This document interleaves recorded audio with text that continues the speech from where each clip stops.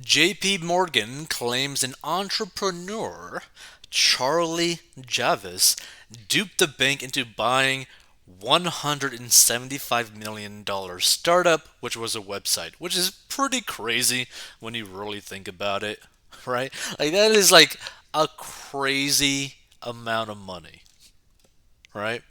So JP Morgan Chase claims it was duped by a 30-year-old entrepreneur who lied about the number of college kids who were using Frank, a financial planning site that the mega bank bought for $175 million.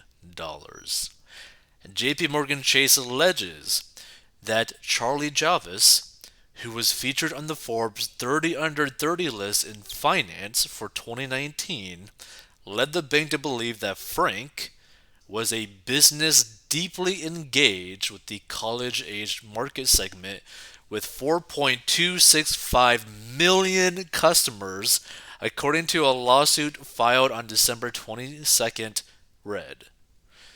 And instead, it received a business with fewer than 300,000 customers, according to the explosive suit filed in federal court in Delaware. But see, what's crazy though, 300,000 customers ain't bad. Like, that ain't bad depending on like the average ticket price for those customers. Like, for example, let's say that you're selling like a $500 product because it's like finance and whatnot, right? To 300,000 customers. Let's just do like a quick thing. So 300,000 times $500. That would be $150 million in revenue, right? Now, is that actually the amount that they made? Probably not. They were probably selling a whole bunch of different products. Maybe a product for $5, maybe a product for $10, maybe a product for $1, maybe a product for 10,000, 5,000, maybe for free. Like, you don't know. But you can see how once this stuff basically scales up, it'd be pretty insane, right? Like, for example, let's just use the same $500. Let's say that they actually did have the 4,265,000 users, right? Times the $500 products for those customers. That would be 2,132,500,000. Now, again, obviously, they were not just selling a $500 product for all those customers. So, it's just an example, right? That's pretty insane. Hold on. Let's actually see something. Frank. Frank. Frank. Frank. Frank. Frank.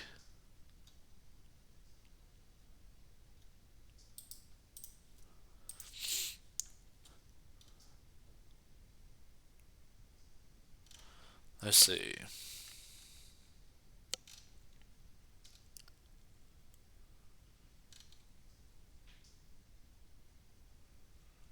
Financial aid business. Frank.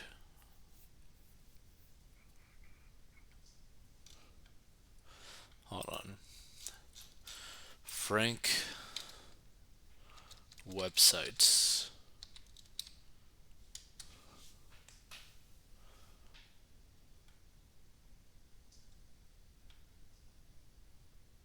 Withfrank.org.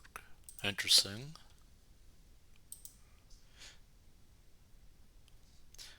Frank is no longer available to file your free application for federal student aid.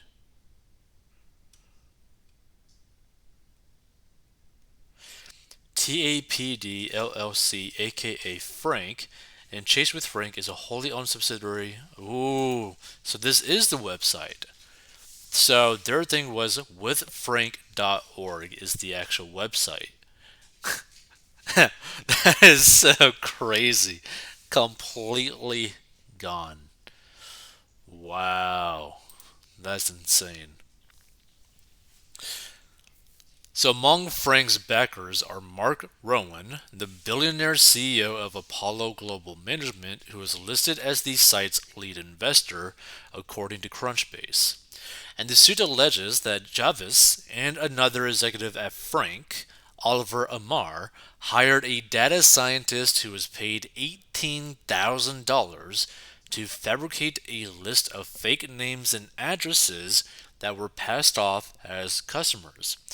The scientists used computer generated data to create a fake user base that included information such as customer names, birth dates, and colleges they attended, the lawsuit alleges. By the way, because of something with like ChatGPT that now exists, something like this can happen to an even bigger scale. Like she was able to basically scam JP Morgan out of 175 million dollars. If someone used something like ChatGPT or some sort of AI to help them with this whole thing, they might be able to do something like over $1 billion kind of like scam thing. Like this is crazy. Chavez and Amar, who held the role of chief growth officer, were allegedly paid $26 million as a result of the bank's acquisition of Frank. Money that JP Morgan said they would not have received but for their misconduct. Frank marketed itself as a site that makes it easier for prospective college students to fill out federal financial aid forms. Okay, so I was right. This is the actual website withfrank.org. Wow, that is so crazy. So crazy. JP Morgan claimed that when Javis approached the bank in the summer of 2021 about a potential acquisition, she vastly inflated the number of customers that had used the site. Rather than reveal the truth, Javis first pushed back on JP Morgan's request, arguing that she could not share her customer list due to privacy concerns, the bank said in its legal filing. After JP Morgan insisted, Javis chose to invent several million Frank customer accounts out of whole cloth. Days after JP Morgan filed its lawsuit, Javis countersued, claiming that the bank owed her millions of dollars in legal expenses that accumulated as a result of an internal investigation from last spring. And Javis alleges that she was fired by the investment bank from her position as head of student solutions in November. She claims she was let go by JP Morgan so that it could skirt a $20 million bonus payment that she was owed. And her attorney, Alex Spiro, claimed that JP Morgan's lawsuit was nothing but a cover. After JP Morgan rushed to acquire Charlie's rocket ship business, JP Morgan realized they couldn't work around existing student privacy laws, committed misconduct, and then tried to retrade the deal, Spiro told the Post in an email. And Charlie blew the whistle and then sued. Spiro also represented Elon Musk in his lawsuit, alleging that Twitter misrepresented the number of user accounts on its platform when Musk agreed to buy the company for $44 billion last year. And apparently she has deactivated her Twitter account. So a JP Morgan spokesperson scoffed at Spiro's claims, telling the Post that Javis was not and is not a whistleblower. Our legal claims against Ms. Javis and Mr. Amar are set out in our complaint along with the key facts, the spokesperson said. Javis and Amar both deleted their Twitter accounts, well, technically deactivated, and they were not immediately available to comment. In a 40 under 40 profile by Crane's New York business, Javis likened Frank to a website that does for student loans what that TurboTax does for Form 1040. Although TurboTax is not really that good of a company either. Javis says she was inspired to start Frank after her experiencing cobbling together scholarships, aid, and help from family to attend the prestigious Wharton School at the University of Pennsylvania. Let's see some of these comments. I think it's going to be funny. She must be Elizabeth Holmes' sister. What an obvious scam. Her fancy lawyer is going to lose. If it wasn't for fraud on the seller's part, this would be buyers beware. JP Morgan gets its money back minus whatever cars and houses and clothes the lady spent the money on in legal fees. So here's the thing. This is the big thing. It all depends on whether or not they committed fraud, right? If they did not commit fraud, if they did not lie about the customers that they had, then it would be completely on JP Morgan Chase, right? For just buying a company that they couldn't figure out how to do anything with, right? But what's crazy to me is like it seemed like a pretty simple function, right? Basically, you had a website where you applied or signed up, kind of like a newsletter almost, or a contact option, and they just basically help you find scholarships pretty much, or do this stuff on your behalf, right? And make it simple for you. Like, I feel like people could just create a business like that right now and be pretty good financially from it. Like, I think you could probably make really good money from it, from that type of business model. But I don't know, pretty crazy.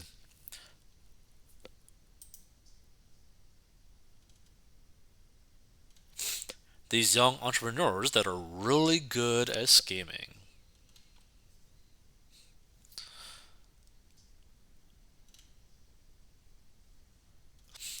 Filing out filling out college financial aid forms is a pain, but not super difficult.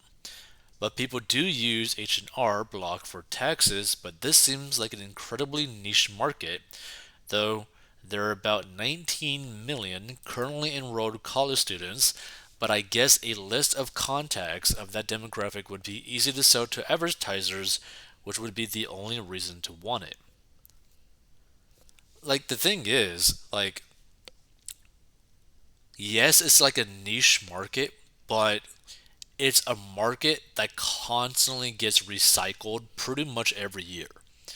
Not only that, we're talking about like the average price per customer in like what $50,000 plus is the average student loan debt or something like that. Like, yeah, you could potentially have some really big ticket customers long term every single year.